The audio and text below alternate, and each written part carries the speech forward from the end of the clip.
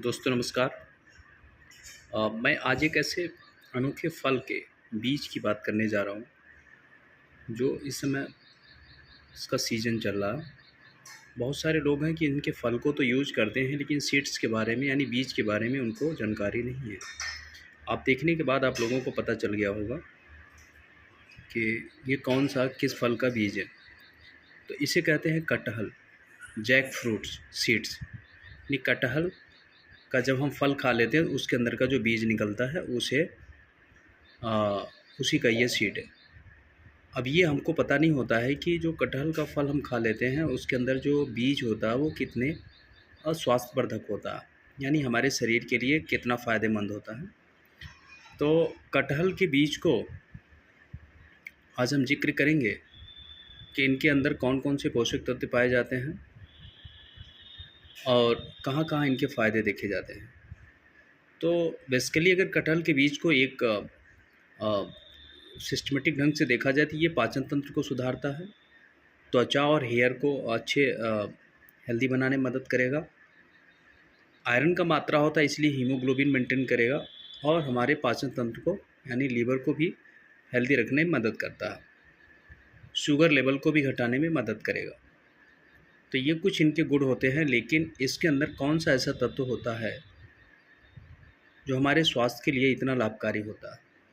तो कटहल का बीज सबसे बड़ी बात ये है कि नेचुरल फल होता है। इसके अंदर कोई भी अभी टॉक्सिन्स या ऐसा कोई भी खाद्य पदार्थ नहीं यूज होता है जो हमारे स्वास्थ्य के लिए नुकसानदायक हो। ये नेचुरल ढंग से ही जहाँ बनेगा या उत्पाद इसका होता है।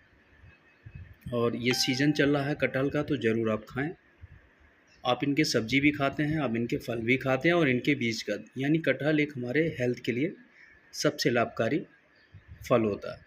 तो कटहल के अंदर जो सबसे रिचेस्ट हमारा जो पाचन तंत्र को हेल्दी करने में मदद करता है वो हमारा फाइबर होता है। एक ऐसा फाइबर होता है जो हमारे डाइजेशन के लिए काफ़ी फ़ायदेमंद होता है, लेकिन ज़्यादातर हम लोग इस चीज़ को नहीं समझ पाते हैं।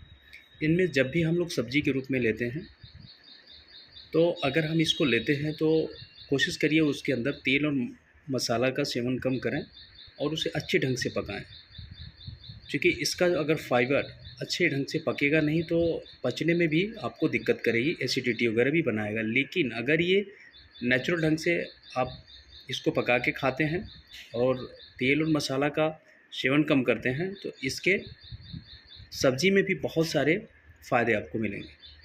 लेकिन कोशिश ये है कि जब भी कटहल को खाएं तो थोड़ा से कम मात्रा में खाएं, क्योंकि ये सब्ज़ी कभी कभी अगर हम ज़्यादा मात्रा में ले लेंगे तो एसिडिटी वगैरह भी बना सकती है।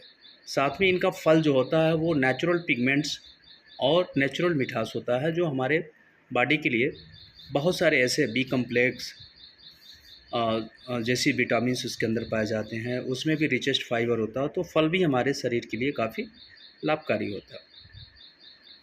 इस तरह से अगर देखा जाए तो इसके अंदर आयरन का मात्रा होने की वजह से हीमोग्लोबिन को मेंटेन करेगा और ब्लड शुगर लेवल को भी मेंटेन करने में मदद करता है। इसी तरह से अब आते हैं हम इनके सीड्स, जो आपको हम वीडियो में दिखा रहे हैं। ये कटहल का बीज है, जैक फ्रूट सीड्स। मतलब ये हमारे स्वास्थ्य के लिए काफ़ी फ़ायदेमंद होता है। ये ब्लड शुगर को मेंटेन करेगा। इसमें पेंक्रियाज को हेल्दी करने के लिए कुछ ऐसे गुण पाए जाते हैं। लीवर को हेल्दी करने के लिए कुछ ऐसे गुण हैं जो आपके पाचन तंत्र और लीवर को स्वस्थ रखने में मदद करेगा। रिचेस्ट फाइबर भी होता है और इसके बीज के अंदर भी विटामिन डी होती है, नेचुरल मैग्नीशियम और कैल्शियम इसके अंदर पाया जाता है जो हमारे स्वास्थ्य के लिए, हृदय के लिए काफ़ी लाभकारी होता है। तो इस तरह से जो इनके सीड्स हैं त्वचा, हेयर तो बहुत फ़ायदेमंद होता है। तो ऐसे में कभी भी जब इस कटहल के फल को अगर हम खाते हैं तो ज़्यादातर लोग सीड्स को बने बीज को फेंक देते हैं। तो वैसी गलती ना करें, पहले इस्तेमाल करें इसको और इसके पूरा स्वास्थ्य लाभ देखें। फिर मैं इसमें बताऊंगा कि इसकी भी सब्ज़ी टेस्टी होती है, तो ज़्यादा मात्रा में नहीं लेना होता है और थोड़ा कम मात्रा में लीजिए जो हमारे बॉडी के लिए अच्छा हो, आराम से पच जाए, उसके बाद इसके बेनिफिट देख सकते हैं। तो ये कुछ कटहल के बीज के फ़ायदे रहे।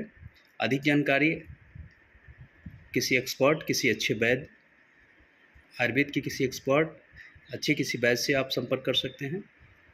और नेचुरल तरीका जो हमने बता दिया, इसके सब्जी के रूप में ही ज़्यादातर हम लोग इस्तेमाल करते हैं। इसके सीड्स को कुछ लोग पाउडर्स वगैरह के रूप में भी इस्तेमाल करते हैं, तो वो सब तरीका है, तो आप अपने हिसाब से देख लीजिए। अगर नॉलेज है तो आप करिए, अन्यथा किसी एक्सपर्ट से मिल के फिर इनके पेस्ट और पाउडर बनाइए और इसको इस्तेमाल करिए।